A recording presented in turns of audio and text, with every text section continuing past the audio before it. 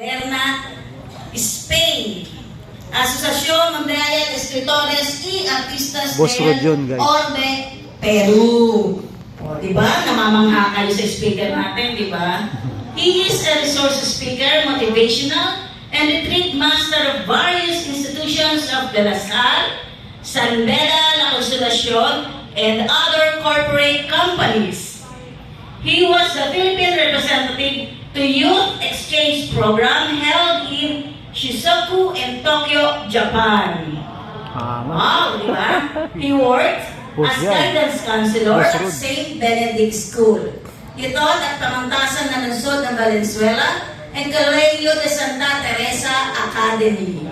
He is a professor, research advisor, panelist to masteral and doctoral students of University of Caloocan City. He was awarded as Best Public Servant by St. James University, USA. At present, he is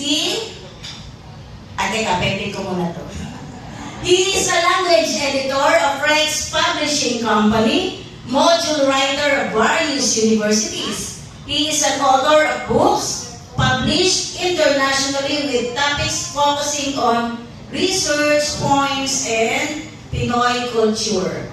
He is the academic consultant of Young Generation Academy and Lyceum ng Kabataan Academy. He is happily married to Dr. Rhea Cabeñas with their children namely Naomi, Alodia, and Elijah. Ladies and gentlemen, let's all welcome our bride, because at present, he is the OIC of Housing and Resettlement Office or HARO of Caloocan City, LGU. Everybody, let us all welcome Dr. Rodrigo Mison Dantay Jr. Thank you, our acting officer sa Harvard Work. Good AM po sa ating lahat. Nabati na po yung ating mga kasamahan ngayong mga nila ito.